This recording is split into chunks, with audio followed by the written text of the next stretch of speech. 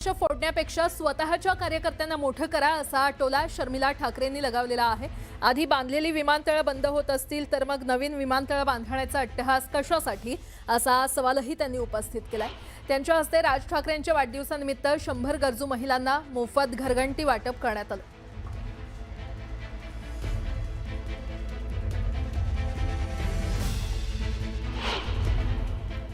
मला एक त्याचा व्हिडिओ आला होता।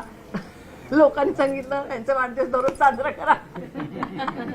म्हणजे लोकांचे किती हाल होत आहेत ते तुम्ही बघा की पेट्रोल 100च्या वरती गेलं। ज्या इश्यूसाठी बीजेपी रस्त्यावर येऊन आंदोलन करत होती 12 वर्षापूर्वी, त्याच्याबद्दल कोणी चक्कार शब्द बोलायला तयार नाहीये।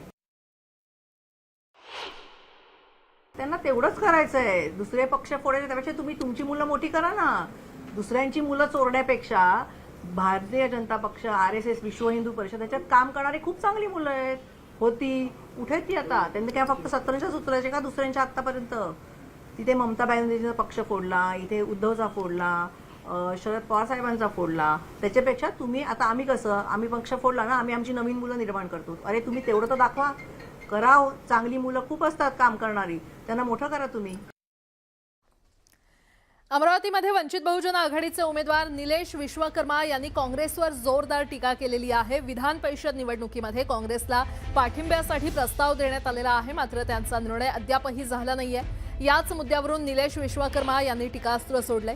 काँग्रेस पक्षाची नेहमीच सवय आहे, ते प्रदेशला विचारतात, त्यानंतर दिल्लीत विचारतात, याला वेळ जातोय, मात्र निर्णय त्यांना घ्यायचा आहे असा टोलाही त्यांनी लगावलाय। तसंच मी लढतोय तर मला काँग्रेसनं सहकार्य करायला हवं असंही ते म्हटलेत। या परिस्थितीचा भाजपला फायदा होऊ नये असंही विश्वकर्मा म्हटलेत।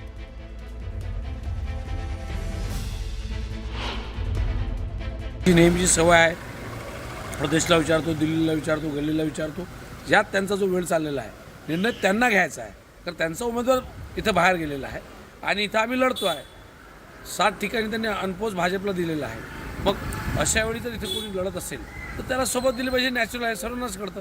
आणि मला तर उलट हे आहे की या जिल्ह्यातील नगरसेवक, काँग्रेसच्या कार्यकर्त्यांमध्ये मोठा प्रश्न येत्या काळात उभा राहणार आहे की जर आपला फॉर्म, आपला उमेदवार हा निवडणूक लढत नसेल आणि दुसरा उमेदवार त्या ताकदीचा भाजपला टक्कर देत असेल, त्यालाही पाठिंबा द्यायला आपण 8-8 दिवस विचार करत असेल तर कशा पद्धतीनं भविष्यात या पक्षाची वाढ होईल की काय होणार?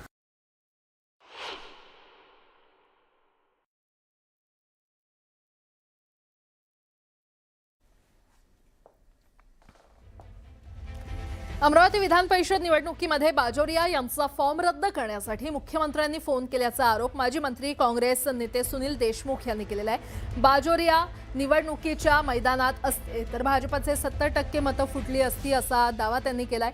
तर या निवडणुकीत मोठ्या प्रमाणात पैशांची देवाणघेवाण झाल्याचा आरोपही त्यांनी केलाय।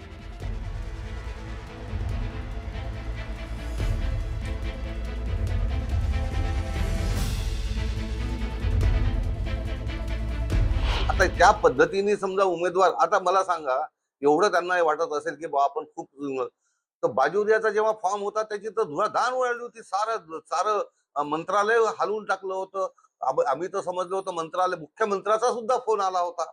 अरे का बाजोरियाला का घाबरले तुम्ही? असं आहे। त्यामुळे हे उगाच हा उहापोह करायचा की आम्ही खूप स्ट्रॉंग आहे। मी सांगतो, समजा बाजोरिया समजा रणांगणात असते, त्यांचे 70% पैसे भारतीय जनता पक्षाचे मतदार फुटले असते। हे काय मोठं सांगतात आम्हाला? पण सगळ्यांनाच माहित आहे की ह्या निवडणुका कशा आहेत। या निवडणुकीचे पैसे दे आणि मत दे, या अशा निवडणुका पूर्ण महाराष्ट्रात आहे की पैसे द्यायचे आणि मत द्यायचं। त्याच्यामुळे डिजिटल जो प्रचार आहे त्याला आजच्या घडीला मला काही वाटत नाही की त्याला काही स्थान आहे या प्रकारच्या निवडणुकीमध्ये। आणि आता विधान परिषद निवडणुकीसंदर्भात एक मोठी बातमी सध्या समोर येते। विधान परिषद निवडणुकीच्या पार्श्वभूमीवर राजकीय घडामोडींना वेग आलेला आहे। विप्लव बाजोरिया यांचा अर्ज बाद करण्यात आलेला आहे। या क्षणाची अतिशय मोठी बातमी जिल्हाधिकाऱ्यांच्या निर्णयावर त्यामुळे नाराजी व्यक्त करण्यात येते। माजी आमदार गोपीकिशन बाजोरिया यांनी विप्लव बाजोरिया यांचा विधान परिषदेचा अपक्ष उमेदवारी अर्ज बाद झाल्यावर अमरावती जिल्हाधिकाऱ्यांच्या निर्णयावर तीव्र नाराजी व्यक्त केलेली आहे। आपला निवडणूक अर्ज बाद ठरवण्याचा निर्णय अत्यंत चुकीचा आणि अनाकलनीय असल्याचा आरोप त्यांनी केलाय।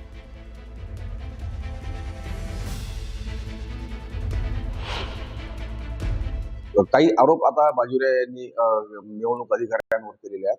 सर, नेमकं काय आरोप आहेत तुमचे? आरोप म्हणजे मी सातत्याने मागील 10 दिवसापासून सातत्याने एकही बोलतोय की माझा फॉर्म वैध होता, वैध आहे. गैरमार्गाने त्यांनी तो फॉर्म अवैध ठरवला. त्यांनी सुद्धा तिथं मला चेकलिस्ट दिलेली आहे, बरोबर आहे. नंतर त्यांनी सांगितलं की हे मुद्दे मला डिबेटेबल आहे. मग कसं काय तुम्ही माझ्या फॉर्म अवैध ठरला? मागील 25 वर्षापासून 6 वेळा आम्ही MLCची निवडणुका लढलो.